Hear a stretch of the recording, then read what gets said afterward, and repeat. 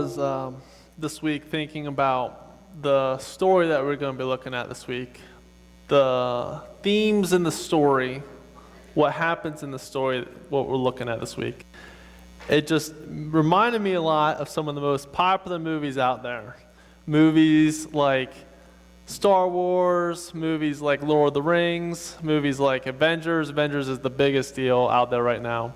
Movies like Avatar, movies like The Matrix, movies like Braveheart and Lion King, and there's a whole bunch of others. All of these movies are pretty much the same basic structure. You have the evil empire, you have a kingdom, you have some kind of tyrant. And these tyrants rule unjustly, and they oppress the people. These people, like Darth Vader, Kylo Ren, the Eye, Sauron, Thanos, the evil white guy from Avatar, Agent Smith from The Matrix, the King of England from Braveheart, and Scar from Lion King. They only care about their power, and it's all about them.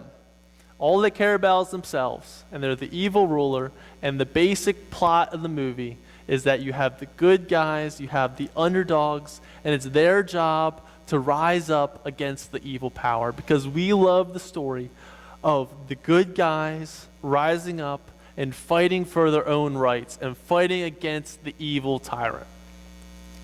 And this morning, the story that we're looking at is a story written 4,000 years ago, a story that we're all familiar with, the story of Moses.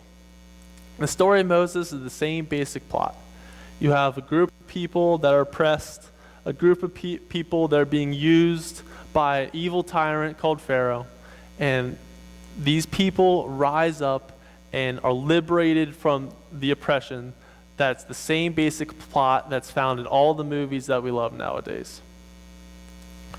And so the theme that we're looking at in our sermons for the year is exploring the Father's heart, learning about what the Father's heart is all about. And for this particular sermon series, we are looking at the themes of covenant and kingdom, looking at how God has covenant with his people. God has covenant with his people. And out of that, God calls his people to have kingdom in the Old Testament, to have the new kingdom that Jesus brings. The other way of saying it is God calls his people to be in a relationship with him, and out of that relationship, God calls his people to be responsible for the things that God's heart cares about. And so today, before we get to today, the last 2 weeks, the first week, we looked at the covenant with Abraham. We looked at how God was trying to restore oneness between people and himself. In covenant relationship with God, Abraham found his identity. In covenant relationship with God, we find our identity. Obedience comes from our identity with God. We don't earn our identity through obedience. And then last week, we looked at the story of Joseph. We looked at the story of how Joseph is a story of the prophetic individual who remained faithful through pestilence and poverty and in power and privilege. Joseph saw that his responsibility was to reflect God to those around him. In these two stories, we've seen a lot of the covenant part. We've seen a lot of the relationship part, but we've only seen flashes of that kingdom part. Because Abraham was a really rich dude, really well off, but he wasn't in charge of any kingdom. He had responsibility, but we've only seen glimpses of the responsibility to come. Joseph was a responsible person, but we didn't really get to see the full kingdom effect. We didn't get to see the full responsibility effect yet. But this week, we're looking at the story of Moses. We're looking at how, through the Exodus story, God shows us what truly righteous morality looks like through revealing of his heart. This week, we see how Moses is a story that reminds us that in our relationship covenant with God, we are given responsibility to be an ambassador of God. And so last week we left off with the Joseph story. The Joseph story lets off with the Israelites, Jacob and his people. They settle in Egypt. And this story picks up with a good 400-year flash forward to now there's a new Pharaoh who doesn't remember about these times. And so this is a picture of Joseph. And then we come to Pharaoh. The Bible Project describes what Pharaoh is dealing with in the time of Moses. The Bible Project says, Pharaoh saw the growing immigrant group as a threat to his power. Pharaoh saw the growing immigrant group as a threat to his power. Now, and I mean, looking at our world today, we can still see examples of people and people groups in power seeing immigrant groups as threats to their power. So what Pharaoh does is Pharaoh puts the Israelites in slavery because he's afraid of these people group. He's afraid that they're going to rise up and revolt against the Egyptians. So Pharaoh put the people in slavery. Slavery wasn't good enough. The people were still, the morale was still high because the Israelites have been fruitful and multiplied just like they were commanded to do in Genesis. And the morale is still high even though they're in slavery. And so slavery wasn't good enough. So instead of putting the kids in cages, Pharaoh did something worse. And Pharaoh ordered that all the male Hebrew infants be thrown in the Nile. So the order goes out that all the male infants be thrown in the Nile. And so this week we're covering a long section of Exodus because we've been going through and looking at the broad scope of these stories. But just this story about Pharaoh's order and how the Israelites refuse to be a part of this. Just this story is a magnificent story. Today in our 3rd to 5th grade Sunday school class, we looked at Exodus 1 and 2, and we looked at how this is an example of civil disobedience and how the Hebrews are concerned about God's morality and they're concerned about doing the right thing and not killing their own kids. And so this is an example of civil disobedience and doing the right thing, which is where, considering that we have tomorrow the interfaith event, the Stand Against Hate and Bigotry, I naturally have to put a plug in to say that this is a reminder that it's important for us as God's people to stand up against hatred and bigotry. But getting back to this.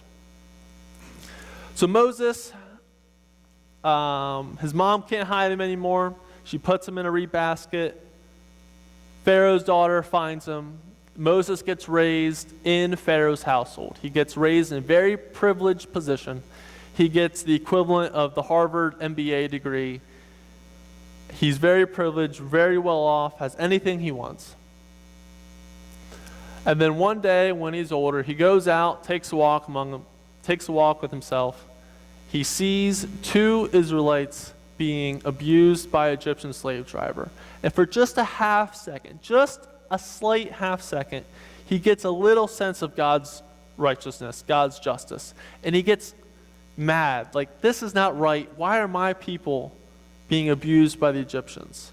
But then he does something completely wrong with that half second of justice that came over him. He does something wrong and he kills the Egyptian slave driver. He finds out that other people know that was him that did the murder that was wrong. And so he flees the country. There he goes out into the wilderness.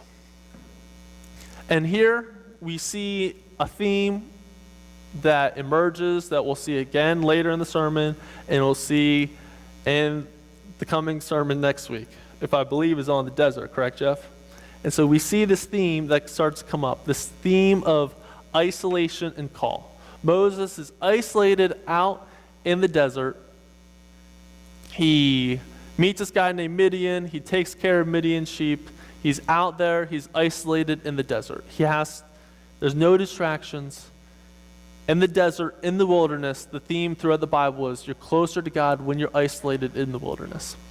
He's isolated in the wilderness with the sheep, and there he receives his call. He sees this burning from afar. He goes to investigate the burning, And he discovers this burning bush that it's on fire, but nothing's burning up. The leaves, the twigs, nothing's happening to the bush. And there he receives this call from God. He starts talking to God, and there we see this covenant language. We see this, that there's all kinds of bartering, negotiating, going back and forth. This is covenantal language. This is just how the same way that Abram at the time, that later became Abraham, talked to God. Moses isn't too keen on this. He isn't too keen on having this responsibility. But he accepts the call, and he goes back into Egypt. Now, in all the good movies I pointed out, many of them feature the good guy purposefully walking right into the head honcho's main office. In Star Wars, you see Luke and Rey, they walk right into the Death Star, right in to say, I want to talk to your most evil boss. Doesn't really make too much sense. Like, why are you just going to go walking into the most evil person's office and go talk to them? Doesn't make too much sense. But this is what Moses does. He walks right into Pharaoh's office. And here, this part of the story is the 10 plagues. Now, we're doing a brief overview of this story to just see God's heart through it and see these themes of covenant and kingdom. But the 10 plagues is very complicated in and of itself. But there's a couple things I like to point out with some lessons to learn from them. The one thing that we don't like to talk about is in my opinion, is the demonic forces that are behind the scenes in Egypt that makes these 10 plagues so influential and so important.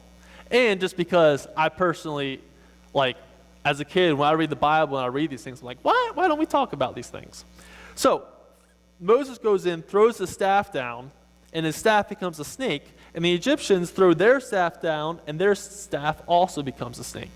Now, Moses' snake eats up the Egyptian snake, but the Egyptians still match that crazy thing. It says, most of our translations say the Egyptian magicians matched the sign. And in the first 2 plagues, the Egyptian magicians matched the sign. This isn't no Penn and Teller magicians from nowadays. This isn't some trick. They're actually doing these crazy signs. The Egyptian magicians actually turn water into blood. So clearly, there are some demonic forces behind the scenes. There's some demonic forces behind the scenes in Egypt. And the Egyptians think of these demonic forces as their gods. They say, oh, this demonic force, we're going to call her the goddess of the river, of the Nile River. And so the first plague, God turns the Nile River into blood. And so the significance of that is God is making a declarative statement. That goddess that you think is real, that demonic force that you say controls the Nile River, she's not real, and if she is real, then she's dead because her river is now only blood. And so God just kind of makes some prodding statement. God shows who's boss in the situation. Later, one of the plagues is that the sun is covered and the sky is black. The head Egyptian god is Ra, and he is the sun god. And so that declarative statement that the sky was blackened is a declarative statement amongst those people in those times that the Israelites' God is the only God, the God with all of the power. And so personally, that whole match of things and the magician things, I just find that interesting, so I had to include that. But we come along and we get to the 10th plague. So before the 10th plague happens, God's given his people a heads up. This is the story of the Passover. Before the Passover happens, God gives his people these instructions before this 10th plague. He's going to send his angel, and his angel is going to take the life of the firstborn male son of every Egyptian household. And as God gives his people his instructions, he makes something very clear to them. He says, remember what I am doing. Write what I am doing down, because you will remember this every year. It's the River Nile blood. You will remember what I'm doing every year. Just as nowadays we have anniversaries, just as we have days honoring important people, God says, this day, this Passover event that is going to happen, you will remember. This will be a sign of the covenant that I established with you. This will be a remembrance of the relationship I have with you and what I have done for you.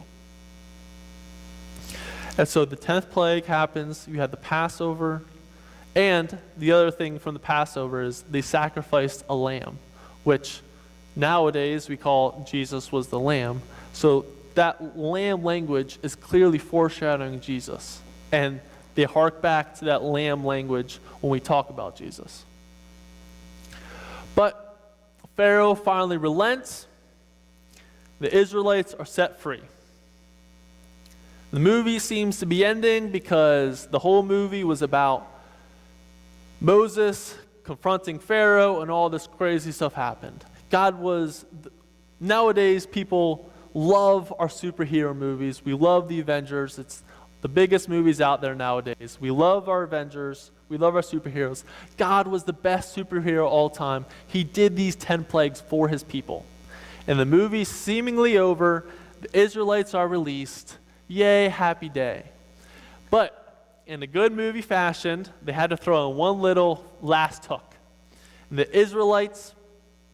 Egyptians send the Egyptian army to chase after the Israelites. So we have the story of the Red Sea, where God parts the Red Sea. The Israelites go through, and the Egyptians follow, and the Red Sea crashes down on the Egyptians, killing all the Egyptian army. And so now the movie is truly over. Because God did all that crazy supernatural things for the 10 plagues. Not a single Israelite had to do anything. The movies I talked about earlier was about a group of people rallying around to defeat the evil tyrant. But God doesn't require his people to do that. God does it all himself.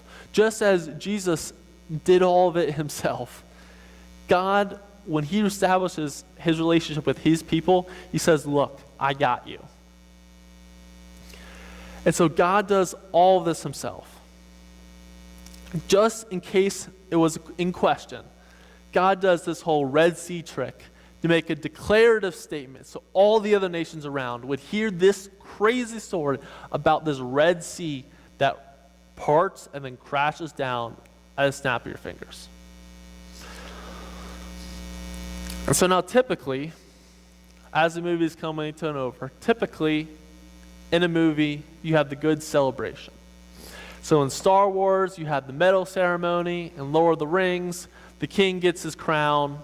And then of course, what happens in every good movie? In every good movie, you have to have the guy gets the girl, the guy gets the girl. That's every good movie. Well, this movie, this story is different. See, in these movies, you had the heroes, and they did the work. But God is the hero of this movie. So there's no king crowned. There's no guy getting the girl. In celebration, you have, in I believe it's Exodus 16-ish? I should have written it down. But you have the story of Miriam and her song. The song of how horse and rider was thrown into the sea.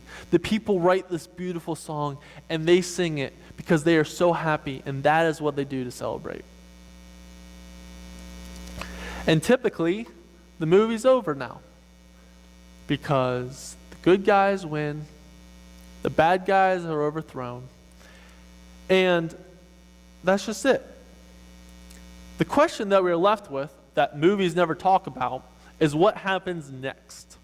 Because there was an evil tyrant that oppressed the people, an evil tyrant that had authority but shouldn't have had authority, and now the evil tyrant is thrown away, and the good guys come in. But we normally don't hear about what happens next. We normally, because in this, Aragorn becomes king. Like, is he going to be a good king? Is he going to be a just king? Like, what's happened? Like, how is he going to establish his kingdom? These are all questions that are always left unanswered because the moviegoers don't really care about it. But, as a heads up to all of you, we're only halfway through the story. Because what God does next is he reveals his heart. God lets his people know how to have a good kingdom. Because the part where overthrowing the bad guys is great, but now it's time for God to show his people how they are to be responsible. God did all this crazy stuff for his people. It is now time for them, since their identity is going to be God, to obey. So in, I don't know, June, July, March, I don't know when, but the NFL schedule gets released every year. And so if you're a diehard NFL fan, what you do is you get the NFL schedule and you look at your calendar and you say, week 1, my team plays on Monday night. Then they play on Sunday night, then they play Sunday at 1, they play Thursday night at this time, and every time your team plays, you watch, and you sit there on your couch and you watch. The NFL owners tell their fans what to do. If your identity is your NFL team, you obey the NFL owner's commands, and you obey the NFL owner, and you sit on your couch and you watch your NFL team every time the NFL owners tell you to sit down on your couch and watch your NFL team. Because if your identity is that you're an Eagles fan or a Steelers fan, you obey the wishes of the Eagles or the Steelers owners. If you're a Phillies fan and your Phillies are in the World Series, you're going to watch all the games. If you're a Phillies fan, you're going to do everything that you can do in your power to get a ticket and to be part of that celebration. Because as another side tangent, if your team is good and your team is doing a great job, it's a lot easier to make your identity be that team. Because if your team is winning, you want to be a part of that huge celebration. But if your team has been rebuilding since the 1990s, like the Pittsburgh Pirates, that's what your team looks like. And your team stinks, and so the stadium is completely empty all the time. Or even worse, you could be the Marlins, you get like 1,000 fans every game. See, what God did is God pulled out the ultimate victory. He didn't require his people to do anything. He supernaturally did everything himself. You think that celebration was awesome, the Phillies win the World Series? That celebration of what God did for the Israelites must have been way better. God said, I have pulled the biggest victory for you of all time. I have done all this for you. And so you naturally should want to be like, hey, what's up, God? Like, let's see how you want us to live our lives because you're the best thing out there. And so these commands, we think of having to do things. But instead, we should think of it in terms of when you love God that much, these commands come naturally for you. And so these the way that his people were to be responsible should come naturally for them. The Israelites are wandering the desert. They don't have food, they don't have water. God provides the water and the food for them. So we have the same theme of the people, just as Moses wandered the desert, the Israelites are wandering the desert. And so it's a reminder to them that they have to rely on God. And in the desert, the Israelites receive their call. The Israelites receive their call to be like a kingdom unlike no other kingdom. Most kingdoms, the king, the leader of the army becomes king, and most kingdoms are set up in a certain way. Their kingdom is not to be like that. And in my opinion, the best example of how radical and how different their kingdom is to be is found in Exodus 23, which is what we're going to look at this morning. We're going to be looking at Exodus 23, verses 1 through 13. And so, my brief breakdown, my very oversimplified, non-theologian breakdown, is there's 3 different types of commandments out there. There's the crazy commandments that we don't care about nowadays. Commandments such as you can't have clothes that feature 2 different types of fabric in the same kind of clothing. So you can't have cotton and nylon clothing, because that's a whole other sermon about what that's about. Another crazy commandment found in the Bible is the command to not poop a certain distance from camp. You have to poop 40 yards away from camp. You can't poop 5 yards away. It has to be 40 yards, which sounds really funny, but at the same time makes a lot of sense if you think about you don't want to contaminate the water supply. But when you got like kosher food, which nowadays us as Christians believe we don't have to follow by the kosher food standards. So you have the crazy commandments that we don't care about or don't apply to us nowadays. You have what I call the no-brainer commandments. The commandments such as don't kill, don't steal, don't worship other gods. Those make sense to us. Yes, God's heart cares about these things. God's heart cares about that we don't kill each other and we don't steal. That makes sense. The third type of commandments are what I call the avoiders. That one, like, does that apply to us nowadays? Like, yeah, like the ones that were super difficult for the Israelites to keep, and the ones that we still are just like, yeah. And a prime example of the avoiders is Exodus 23. So I'll read verses 1 to 13. You must not pass along false rumors. You must not cooperate with evil people by lying on the witness stand. You must not follow the crowd in doing wrong. When you are called to testify in a dispute, do not be swayed by the crowd to twist justice. And do not slant your testimony in favor of a person just because that person is poor. If you come upon your enemy's ox or a donkey that has strayed away, take it back to its owner. If you see that the donkey of someone who hates you has collapsed under its load, do not walk by. Instead, stop and help. In a lawsuit, you must not deny justice to the poor. Be sure to never charge anyone falsely with evil. Never sentence an innocent or blameless person to death, for I declare a guilty person to be innocent. Completely misread that one. For I never declare a guilty person to be innocent. Take no bribes, for a bribe makes you ignore something that you clearly see. A bribe makes even a righteous person twist the truth. You must not oppress foreigners. You know what it's like to be a foreigner, for you yourselves were once foreigners in the land of Egypt. Plant and harvest your crops for 6 years, but let the land be renewed and lie uncultivated during the 7th year.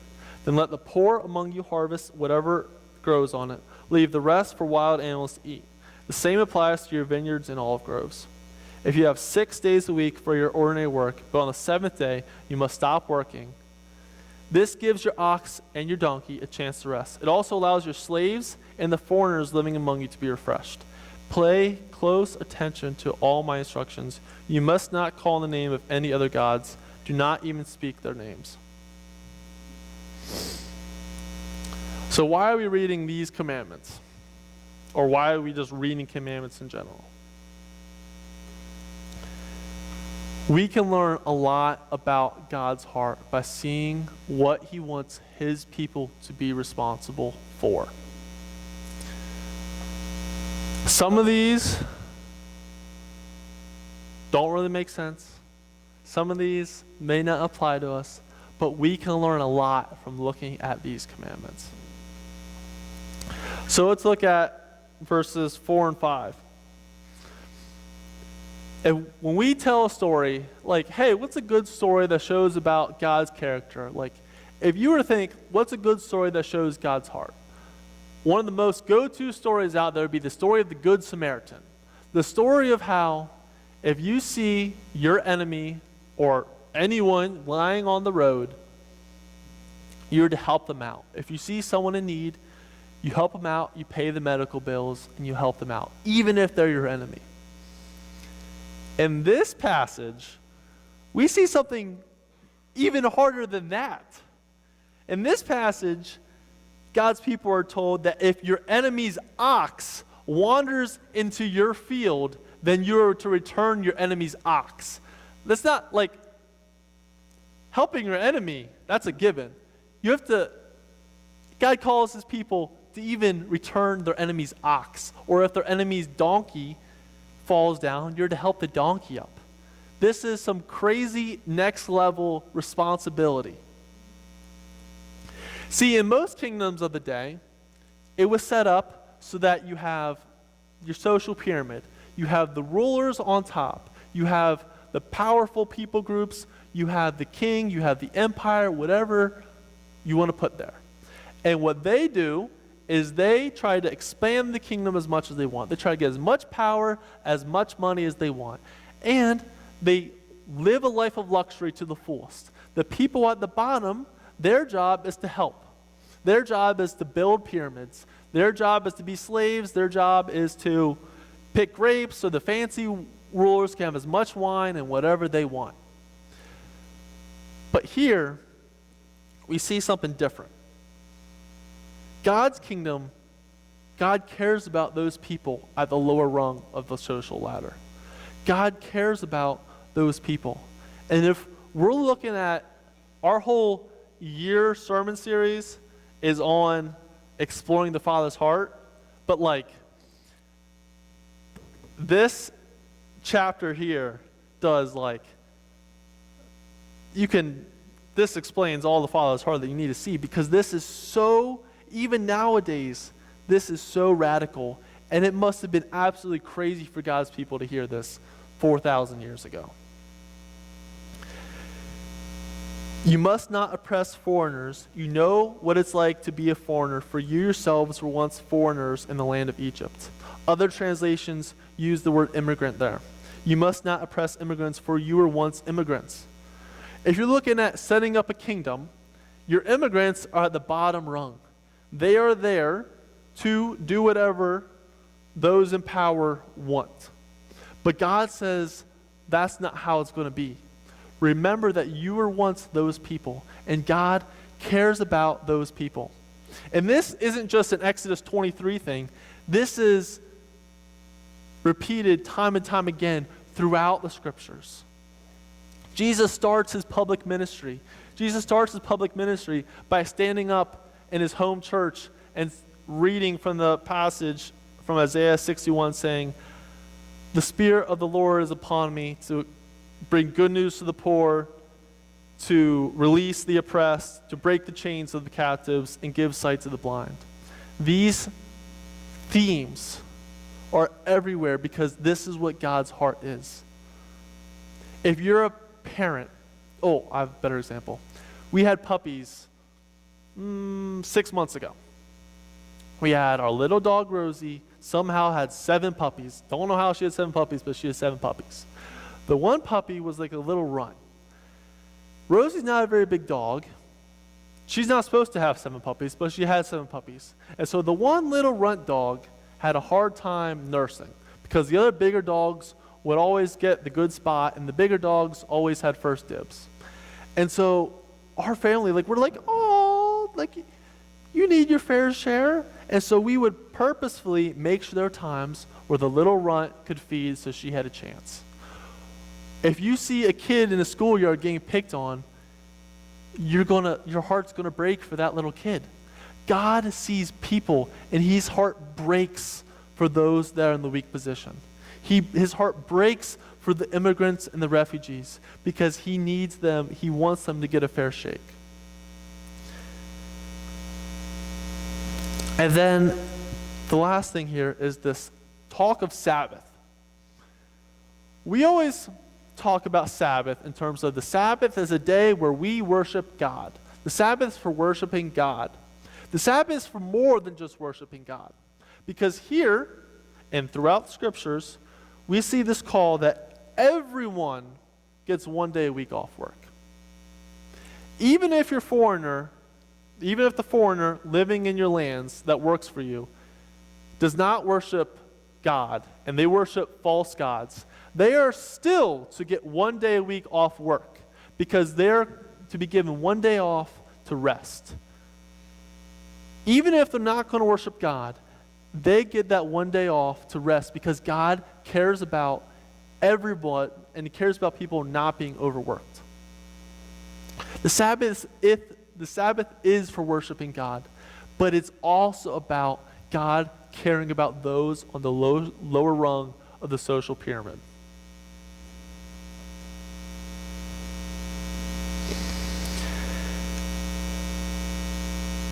God established this relationship with His people. And so since He established that relationship, He calls His people to be responsible for these things.